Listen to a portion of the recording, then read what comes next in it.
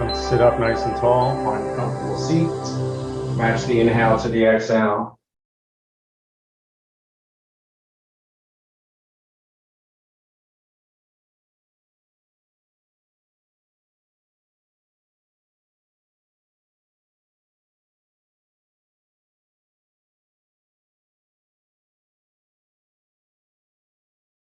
And we'll chant one Om to begin. Let's inhale together.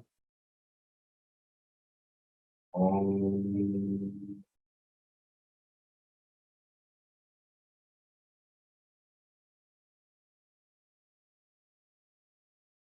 With the eyes open, slowly and softly interlace the fingers, press the palms straight out. Squeeze the arms as straight as you can get them, press through the index fingers, pull the shoulder blades onto the back, pull the ribs down away from the arms, and then keep the ribs down as you bring the arms up. Equal distance between the ears and the arms as best you can. Breathe into the middle back, broaden the middle back, press up to the index fingers. Find a flat back, so get to the front of the sit bones, whatever you're sitting on. And release the hands, left hand, right knee, right hand, small of the back. Stay even on both sides of the pelvis. Try not to lean to the side you're twisting. Lengthen the neck up, twist open from the center, not from the shoulders, from the navel up to the shoulder, all the way to the hands. And keep thinking extension through the spine. And back to center. Interlace. Switch the interlace. Press through the arms. Push through the index finger. Pull the ribs down. Pull the arms up.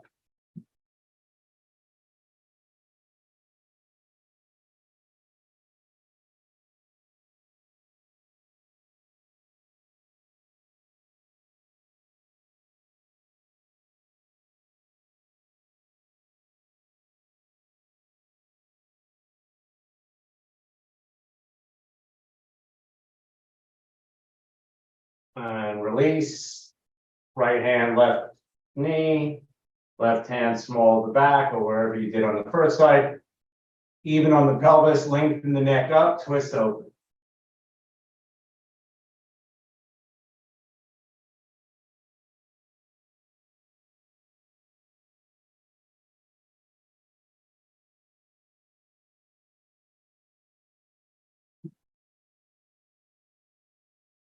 Back to center. Right hand down, you can be on the fingertips or palm flat. Left arm up. Left palm faces the right. Sink into that left sit bone. Stretch over to the right side. Drop the front ribs. Broaden the middle back. Look up at the inner elbow.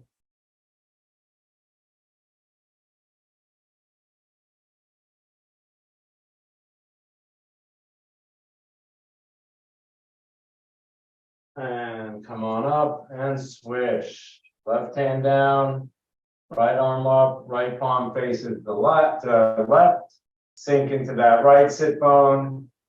Come on over to the left, rib cage pulling up away from the pelvis. The arm curves, but it doesn't bend, so it's a straight arm that curls over. And back up to sit. All right, interlace the fingers behind your back.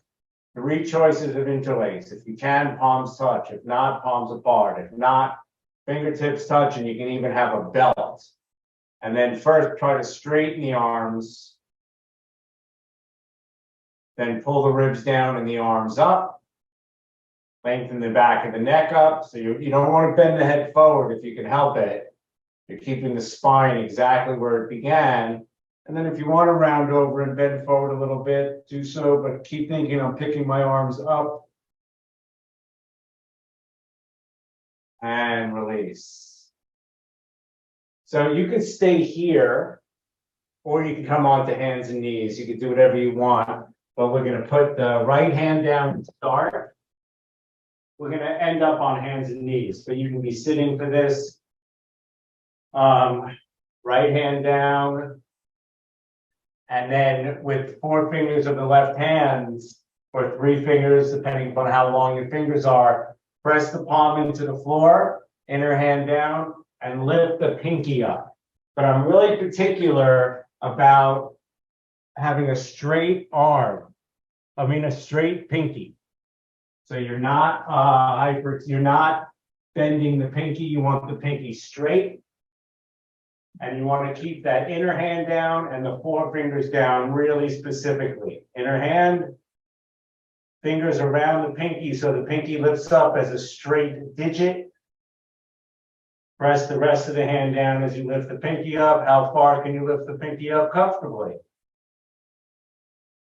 Release the pinky, 4th finger. Lift the 4th finger, the ring finger up, but you're pressing all the other fingers down.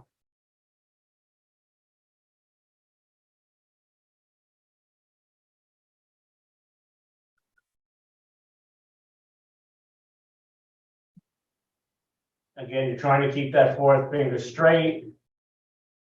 Lower the 4th finger, middle finger.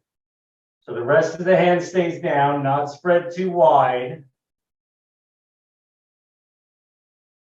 Try to make sure to keep the knuckle of the index finger down, because that's the inner hand that you want to be grounded. Release the middle finger and lift the index finger, but you can still keep the base of the index finger grounded. So the 4 fingers that aren't lifted are really pressing into the floor. And that index finger is up. Release the index finger. And the thumb is different. You know, I lift the thumb up and pull it out a little bit. Not lifting the same way. It's not directionally the same as the other 4 fingers. And release. Left hand down, pinky finger up, the rest of the hand stays down.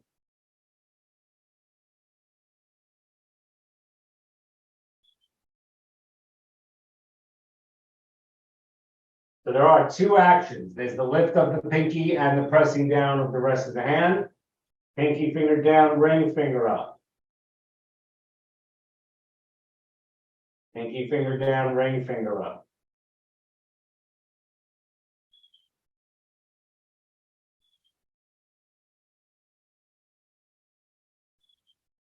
Ring finger down, middle finger up. Again, that middle finger is straight. You're not bending one joint more than the other. That's why I wrap the whole hand or the fingers around it. Press the inner hand down. The whole of the left hand is pressing down other than that lifted middle finger. Release, index finger. Hand pressing down, index finger lifting up.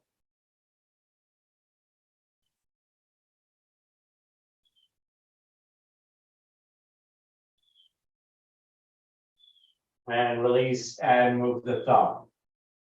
So the thumb I move out and up a little bit, but again, it's not just lifting it the same way as the other fingers, but I'm pressing the left hand down as much as I can against the lift of the thumb.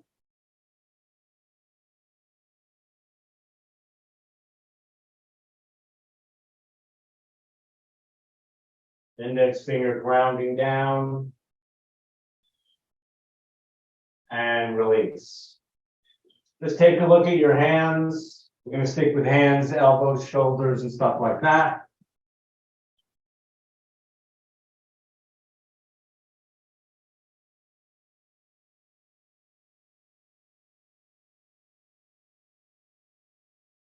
Look at the fingernails. This is a strange, very subtle adjustment that I think we should all do all the time, but you know, how many things are you really going to pay attention to? But when you can, if you feel your hands on the floor, come onto hands and knees because it brings a little more weight into the hands. If you feel your hands on the floor, it is likely that the center of the palm is pressing down as well as the heel of the palm, the whole heel of the palm. But that's not a great thing. If you look at your fingernails, they are likely, the 4 fingernails other than the thumb are rolling out a little bit, and the thumb fingernails are rolling out in the opposite direction.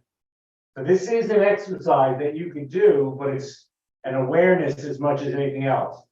Look at the 4 fingernails other than the thumbs. Press the fingers down and roll the fingernails in so they point straight up in the air. They're pointing straight up at the ceiling. And then roll the thumb towards the index finger, but the thumbnail will never point straight up, I don't think. But when you get your 5 fingernails working to the midline like that, you should feel that the center of the palm pops up and the carpal tunnel pops up. And if you're doing down dog in these classes, come to down dog with your hands active like that. And honestly, that is really good for the wrist and carpal tunnel. Come back down to your knees, let your hands go, right? Let the fingernails roll out. Come back to down dog if that's what you're doing. It's a very different action in the hand. Going to be more work, just the heel of the palm pressing down and the whole heel of the palm pressing down. Back to hands and knees. Activate the fingernails. Roll them in. Come back to down dog. There is less weight in the heel of the palm, and there should be more weight to the whole hand. Hips up, heels back. Full body stretch. Come back to hands and knees. So that's a really interesting thing, because in truth, can you really think of every single instruction every time you do every pose? But that's a fairly essential aspect to doing down dog and working with your hands. But I will admit that I don't think about it all the time, and I've done that a lot, but I've never been able to train my hands to naturally do that. My fingers will get more active, but so anyway. Hands and knees. Turn the palms out so the fingers point away from each other. And either take your hips back towards your heels or go to down dog again. Stay to the inner hands.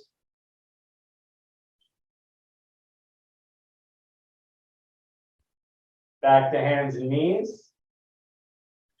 Turn the hands around.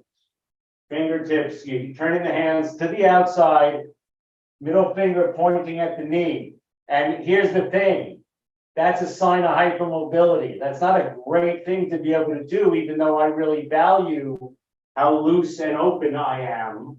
And I feel like I have a lot of muscle to support that. There should be a forearm stretch. If that feels good and don't overdo it, you can come to down dog. And that should be a major forearm stretch. And back to hands and knees. Turn the hands back to the front. The thing about those muscles that we just stretched, which should be the underside of the forearm, they are getting abused at our desk. They are getting abused when we type. They are getting abused when we don't counter stretch them. So this is a desk stretch that you could do all day long. Come on, do it again. Turn the hands to the outside. Middle finger faces the knee.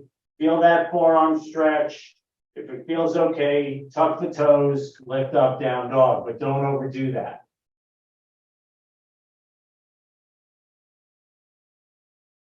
And release. Nice, come on back. Come on up to stand, sorry.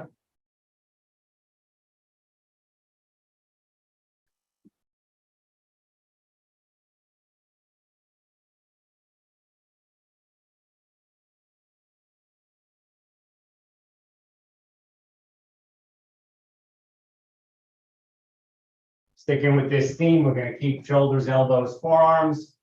Bring the right arm across the trunk. Now it's easy to turn with that. So right arm across the trunk, but pull the right shoulder back a little bit.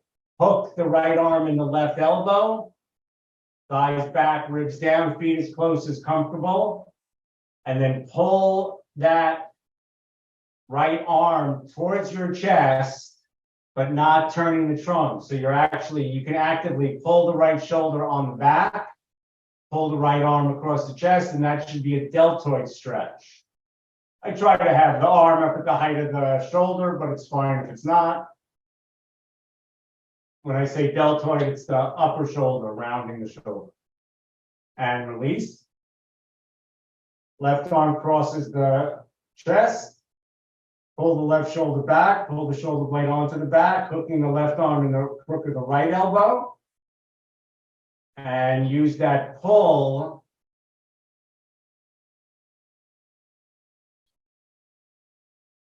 stretch the deltoid. Awesome. All right.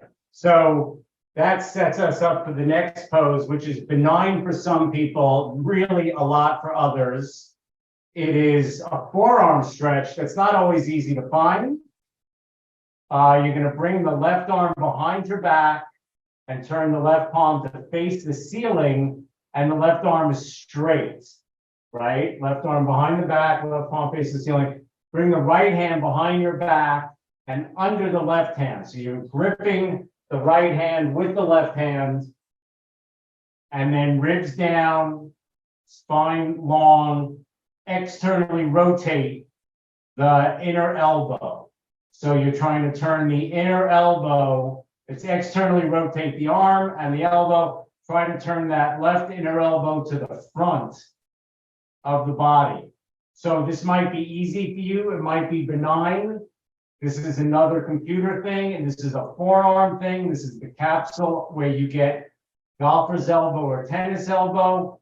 Open that, release it, turn it back, which is might even feel like you're bending the elbow. That's fine. The key is that the arm stays straight, and then rotate that inner elbow to the front.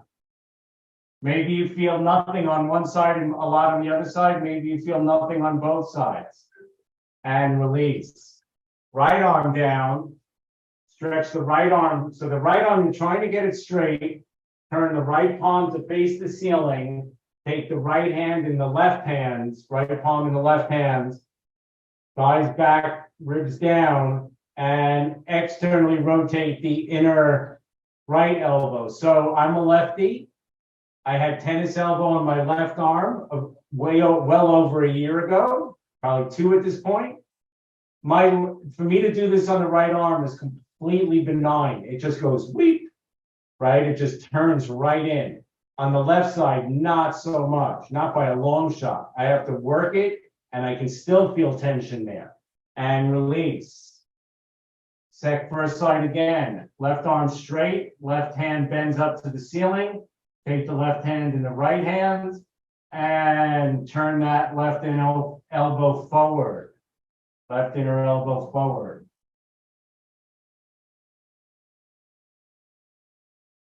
Feel if there is tension or if there's not, it's all good.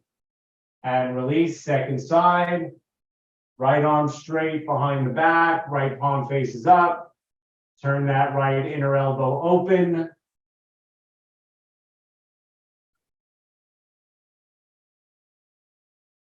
And I feel like this was the stretch that got me started on my tennis elbow healing. And release. So if you have a massage gun, and I think most of you guys do, you can work this whole capsule right there. Like you can pinch it, you can grab your forearm and pinch this whole section. There are lines in there, and you can work your massage gun right into this area, and it's a great thing to do.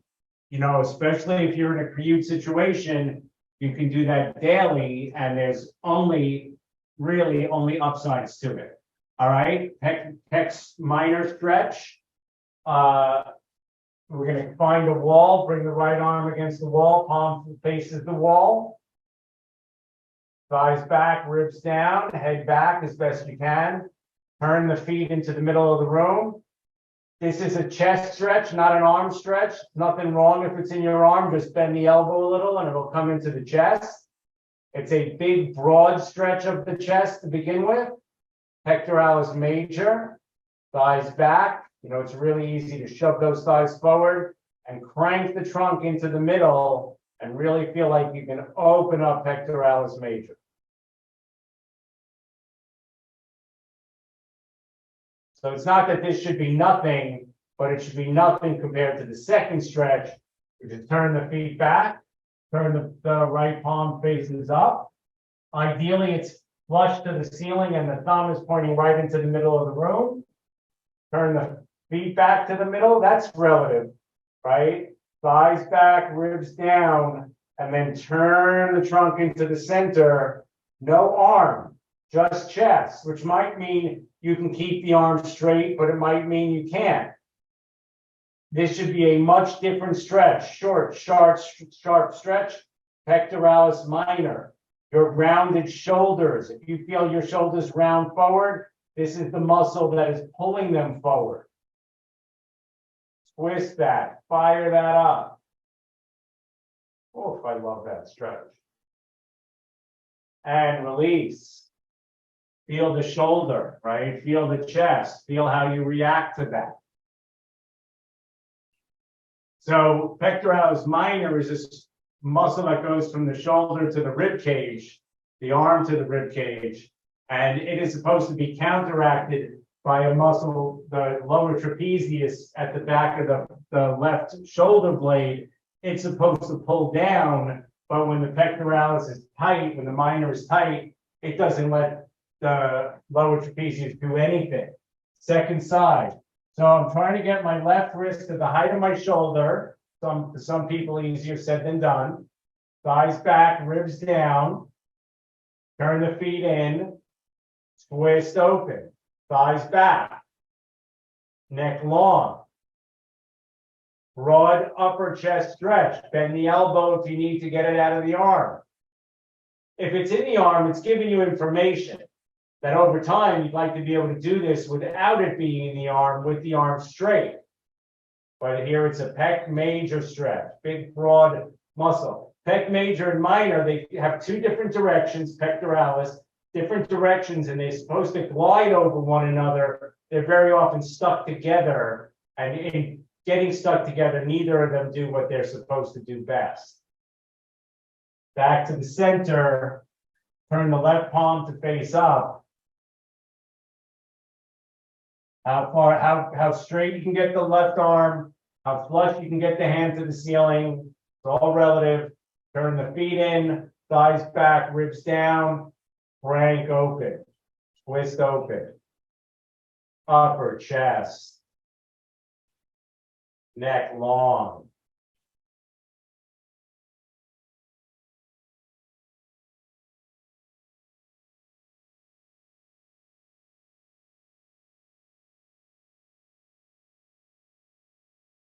Short, sharp stretch. Feel which side is more intense. See, you can feel the difference, if there is a difference. And release. I just know for a lot of people, this is just, it wipes people out. It's very wearying in the arms and the shoulders, and it's all good. Not what we want, but whatever you get is what you get. All right. Left palm tricep stretch, left arm straight up, turn the left palm to face the back, drop the left hand down the back. You want the left arm to be straight in line with the trunk, right arm out to the side. The tighter the shoulders are, the more you want to move that right arm forward to spin it back and around. It's an interesting rotation because you are shortening pec minor, you are rolling the arm bone forward to bring the arm back and around. Thighs back, ribs down. If you don't touch, that's fine. You could also use a belt if you want, but you can just have the feeling of how far apart your fingers are. Breathe into the right wrist. You want to get those ribs moving back. But ultimately, it's a tricep stretch on the lifted arm. And release. In an ideal world, we do all of these things and you have no need to move the shoulders around. But I don't care if you do. One nice thing is if you start and your shoulders are weary and they move, do it for a month and they won't be. Right arm up, right palm turns back, drop the right hand down the back, bring the left arm back out to the side, and then spin it back and around.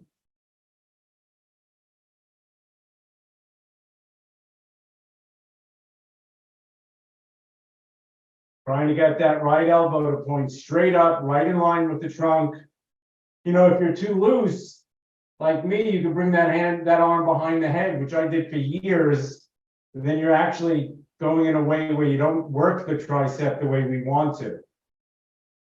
Thighs back, breathe the ribs down and back ribs into the left wrist.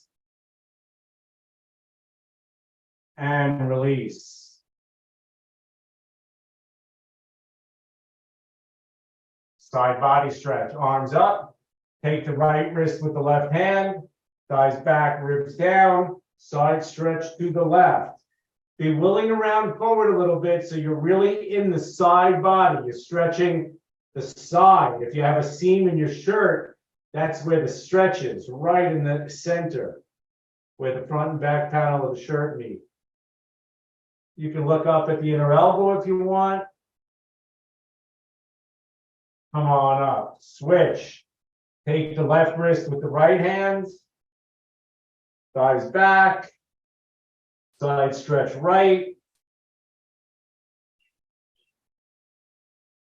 Ribs down. Open that side body. So this is a QL stretch. Quadratus lumborum. Lengthen that. Open that. Look at the left inner elbow.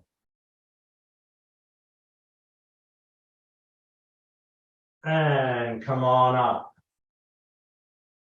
All right, we're going to get mean for a sec. We are going to do cactus on the wall. Cactus is something I do on the back, on the belly, and I rarely do it on the wall because this is a very, very intense action. So maybe it's not. You know, for me, again, I am too mobile in my muscles, in my joints, and in my ligaments. A lot of people who are too mobile in their ligaments and joints are actually really tight in their muscles. Not my story, so this is going to be pretty easy for me to demonstrate. So start by bringing your arms onto a wall, arms straight out to the sides. Actually, keep the hands down by your sides first. My feet are about 5 or 6 inches away from the wall, just to make it easier to lean. So first, put your back against the wall and see what you can do here, right? Another way of doing this is on the side of the door, which is more forgiving. So you want your butt, your rib cage in its entirety, and the back of your head on the wall. You want the neck and the lower back off the wall. The interesting thing is the curve of the lower back and the neck are supposed to be mirror images of each other. But my neck is way more curved than my lower back, and that is not something I've been able to change in 25 years of this stuff. Ribs on the wall, pelvis on the wall, head on the wall. Lower back and neck off the wall. All right? Bring your arms out to the sides. And first thing you want to do is try to keep the trunk exactly as it is and put the wrists on the wall, the forearms on the wall, and the fingernails on the wall, all 5 fingernails. If that's going well, slide your arms up to cactus to a right angle. And now feel, is one wrist further off the wall than the other? Ideally, both wrists are on the wall and the fingernails are off the wall. The things that limit your ability to do this are tight lats, tight psoas. Tight lats are going to pull, this is a lat test. Tight lats are going to pull that wrist off the wall. Now try to push the middle back to the wall, rib cage on the wall. That will likely pull your wrist further off the wall. Try to push your wrist more to the wall, and it will likely take your rib cage off the wall. See if you can feel that interplay. Nice. If this goes well, you want to have all 5 fingernails to the wall of each hand, the rib cage on the wall, and then slide your arms up an inch. Be done with this. Do not stay in this if it's too much. This can get really intense. If you're with me, slide up another inch. Like my left hand is really well on the wall and my right is not. Maybe slide up another inch. Keeping everything active, ribs on the wall. That's the hard part, I would think. Maybe another inch. We'll do one more and that'll be it. And release. So I used to teach that in my public classes back in the day. And I did for a little bit and then I stopped, right? I just saw the way people came off the wall, which was a really intense thing to see. 20 or 25 people coming off the wall with such intensity in their shoulders. I realized, you know, not necessarily the best thing for a group. All right. Back onto hands and knees. We're going to keep going with the arms and shoulders. And the next thing again is really difficult. It's very challenging in some respects. When we do it on our hands and knees, it won't be as challenging. When you try to do it, if and when you try to do it from downward dog, it's going to be way more challenging. So start on hands and knees, set your hands, middle fingers parallel. I work middle fingers parallel. I work index fingers parallel for years. Creases of the wrist straight across the mat. Pinky's not too wide. Feel free to roll those fingernails up.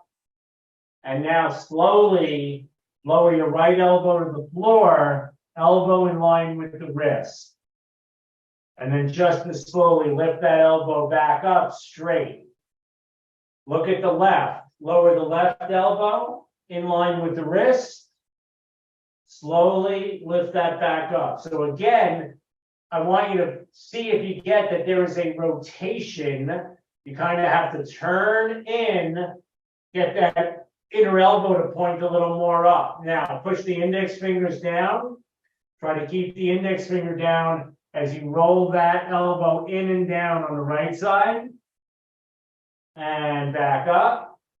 And left side. Roll that inner elbow open. Elbow down in line with the wrist.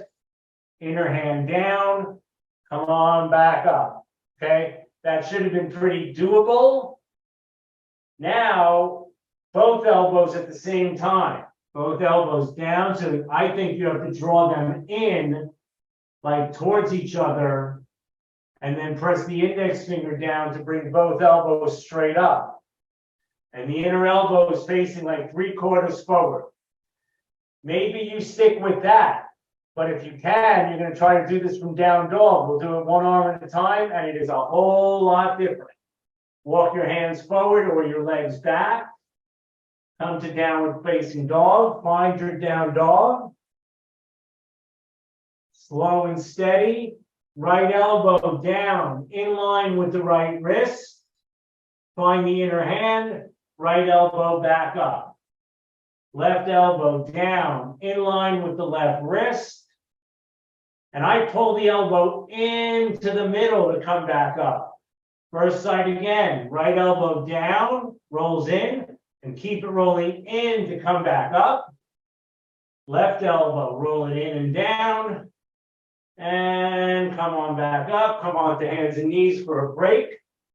Before we try that again, if you want, you're going to try both arms. This is really, just be kind to yourself, because you might collapse. I don't think there's danger of getting hurt, but this is just not necessarily the easiest action.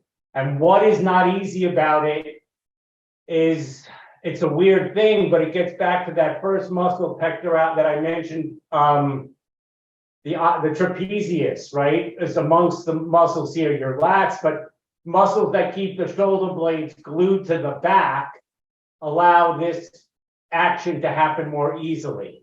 All right, downward facing dog. You want to give it a try. Both elbows at the same time roll in and down.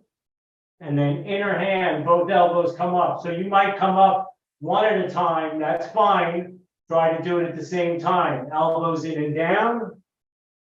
Elbows in and up. 3 more. Elbows in and down. Inner hand, elbows in and up. Elbows in and down. Elbows in and up. One more, elbows in and down. And elbows in and up. I was cheating with my right arm. Child's pose. So I used to teach these a lot, which meant I did them a lot, which means they get easier. Having not done them in a while, they get harder. Just the nature of the beast. Really nothing wrong with that.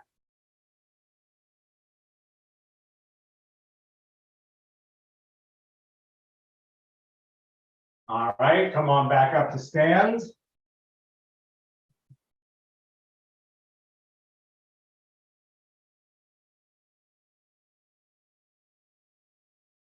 Isometric exercises are, your muscles work in three ways. They engage eccentrically, apart, concentrically, towards each other, isometrically, right? Like eccentric, concentric. Isometric is where plank, your hands are down, you're in plank, nothing's moving, but you are building a lot of muscle. Hands in prayer in front of the heart.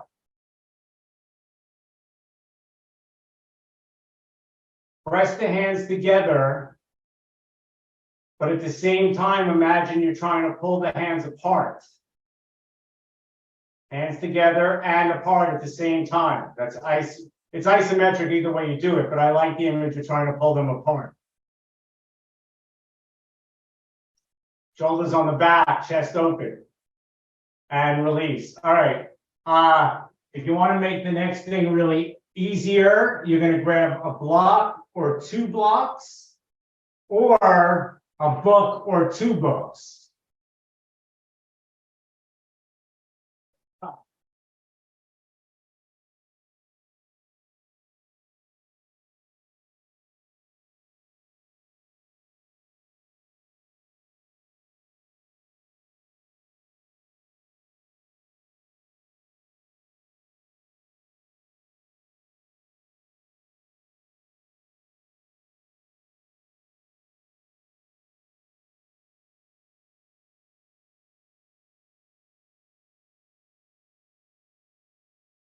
I have gotten rid of most of my books, so I don't really have any very heavy books like I used to when we would do this. If you're using books, start with your lighter one. If you're using blocks, just get ready. It's a much easier thing to do this with blocks, and it's much easier to do this with one book, right? Actually, grab a third book or a third block if you have it.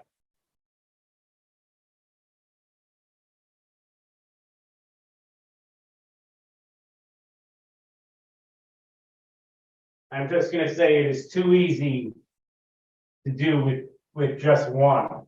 So my books of choice today are the I Ching, the Book of Changes, I Am That by Sri Nisargadatta Maharaj, one of my absolute favorite books. And if you're interested in anatomy, the Netter Book of Anatomy that every anatomy person should have. So we're going to start with two blocks or two books. And this exercise goes for a minute. It's back to hands in prayer, but the blocks are between the hands. Two books or two blocks are not going to be difficult. It's when you put the third one, and depending upon the weight, where you have to exert more energy to keep the blocks from slipping. All right, 1 minute. You want to create a straight line, thighs back, ribs down, a straight line from the elbow to the wrist to the elbow, so that the base of the palm is basically at the base of the sternum. Pressing in. So we got into this in these classes of like 3 years ago, maybe. And we were doing 4 books, and I was doing books and heavy books. And this exercise can get very, very intense when you're adding weight and having to keep the books from slipping. So for today, it's going to be fairly easy. But if this interests you, you can do it on your own with assorted weight to make it way more difficult.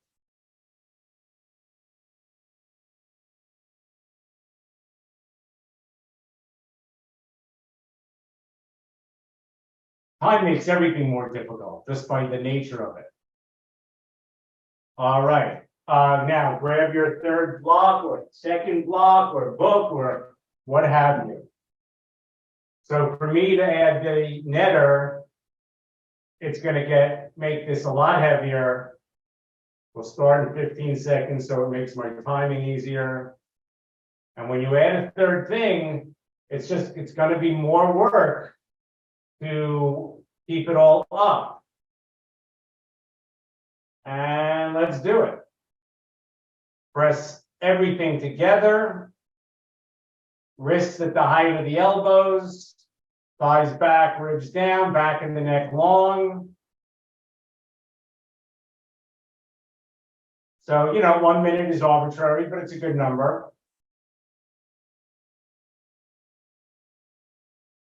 Open the chest, right? Keep the collarbones wide. Pull the shoulder blades towards each other on the back, which is an image as much as a reality. But the idea is that you're spreading out pec minor, even though pec minor is what should start to fatigue. 15 more seconds.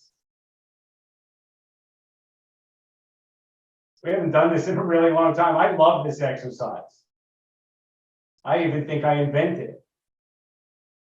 I had not seen it other than when I said, let's just hold books up and release.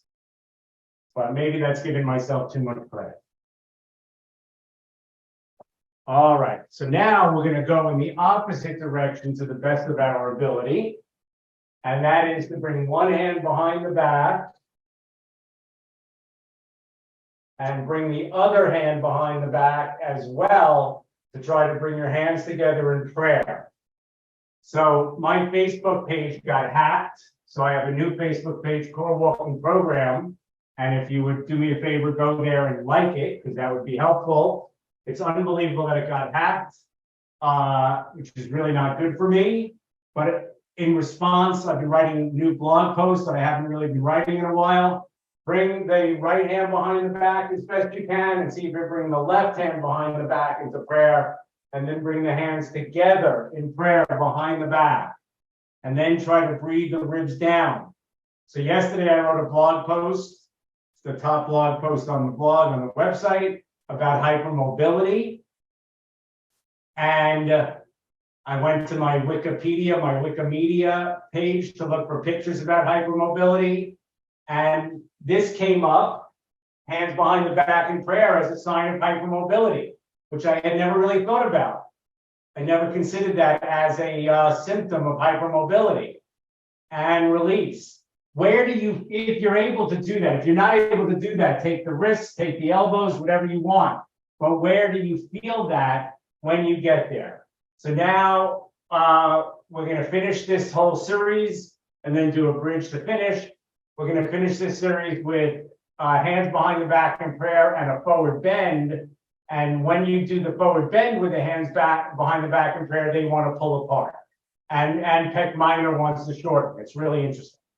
Hands behind the back in prayer as best you can. Let's change that for a sec. No, I'm not going to try that. You're going to think, what about putting a block between the hands behind the back in prayer? But I think that's complicated. Hands behind the back in prayer and feet together. Step the left foot back about 2.5 feet and turn the left foot in just a little bit. So you're trying to get your index fingers to touch here. Easier said than done. You're trying to get your hands to lengthen up the back and bow forward. And see if you get what I mean, how when you bow forward, the upper arms want to round it over and you want to pull them open. Stretch both legs straight. Come on up to stand. Step the left foot forward. Step the right foot back. Turn the right foot in. So this is part of the Ashtanga series. So if you do Ashtanga, you do this every day, it gets much easier. Bow forward over the legs.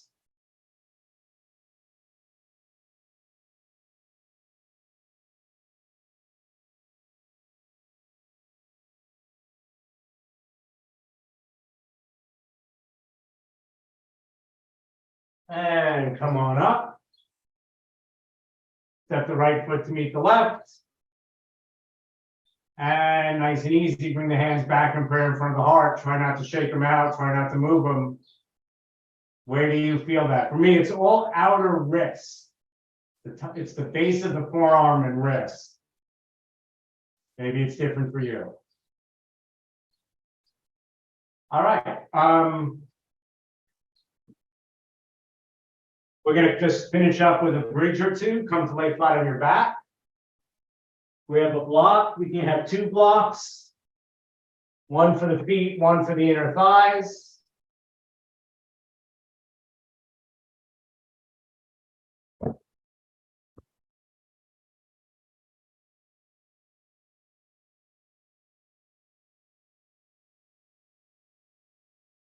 So hands, wrists, and shoulders have come up in a couple of privates recently, and that's why we're doing this routine. And if this routine appeals to you or applies to you, you can do this every day for a while or a couple of times a week. And, you know, it'll get things moving. It'll get things open. Block between the feet is different for everybody because you can make this easier by making the block wide. And then you can make it way more difficult by making the block thin. If I put the block thin, the same thickness of the block between my thighs, it is a lot more work. And I like that. If I don't have a block, I always set up with my feet wider. So block between the feet means big toes against the block, heels tiny bit apart, block between the thighs, squeeze the block between the thighs. It definitely gets harder to do this with the block in its thinnest between the feet. Then stick your butt out and lift your hips up. Stick the butt out, lift the hips up.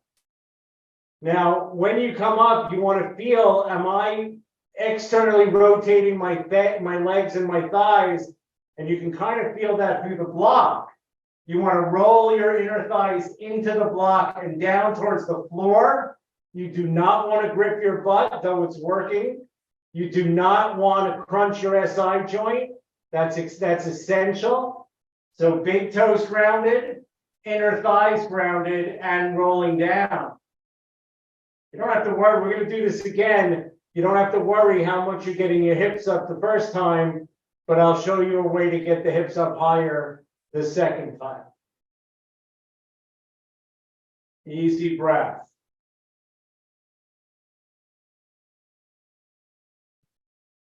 And lower down. So this is a back bend, which is a spinal extension. And I think most people are getting into it too much with too much gluteus maximus and too much crunching in the SI joint and an external rotation of the feet. The block between your feet really is going to keep your feet grounded. Now, if you want to go deeper into the pose, have your upper arms on the ground and point your fingers up to the ceiling. Then pull your feet as close to your hips as possible. Squeeze the block between the thighs, and we're all going to come up to this low bridge to start.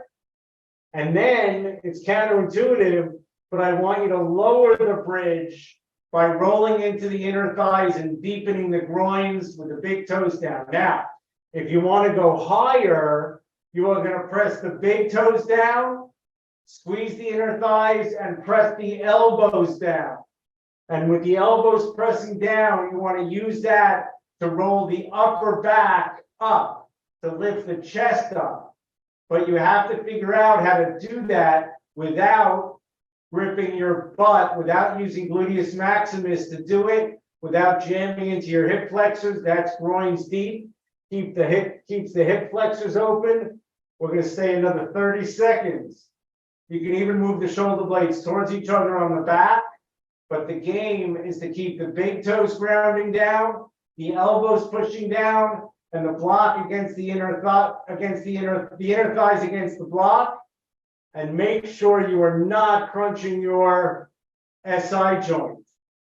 Bridge pose is technically a very, very deep pose where the pelvis is meant to be way higher up, and it's higher up because we come to this usually from a shoulder stand. So imagine if you were to drop from a shoulder stand into bridge, your spine is really lifted high and lower down. But we don't do that in these classes, but maybe we will someday. Take your blocks away. Stretch the left leg out. Take the right knee into the chest. And we're going to twist. Right knee comes across, just to finish up. Right knee comes across the left side of the body. I swivel that right hip under a little bit. The right arm comes out to the side. Now it could be at the height of the shoulder, but if you bring your right arm a little above the shoulder, it starts to bring the upper chest and pec minor into the stretch. Pull the hip away. Your right knee, it can come all the way to the floor, but it doesn't have to. Pull the hip and shoulder away from each other. Excuse me. And come on back. Stretch the right leg straight. Take the left knee into the chest. And twist. Bring the right hip under a little if you like that little adjustment. Bring the left arm out to the side, slightly over the shoulder. You can bring your arm below the shoulder and feel how different it is. Slightly over the shoulder, twist open, pulling the hip and shoulder away from each other.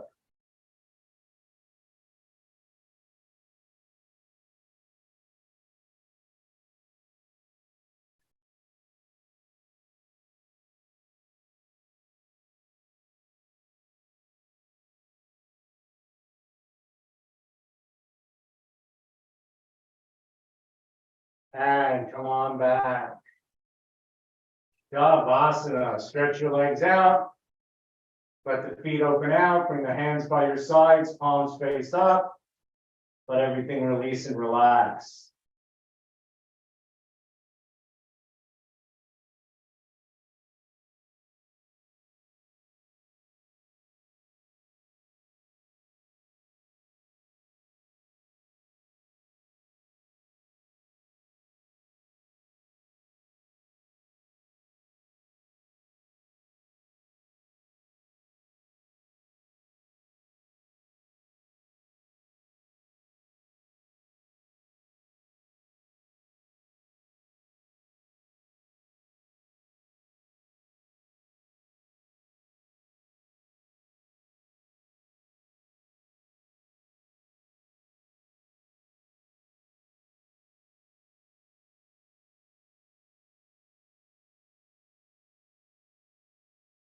Begin to deepen your breath. Move the fingers and the toes.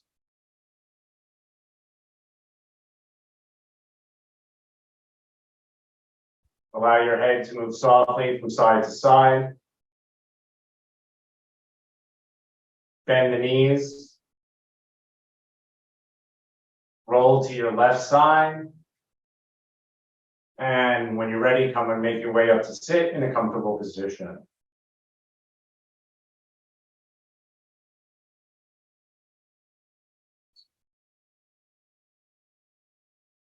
Sit up tall.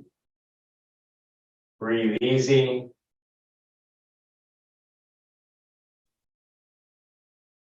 I'll chant one Om to finish. Let's inhale together. Om.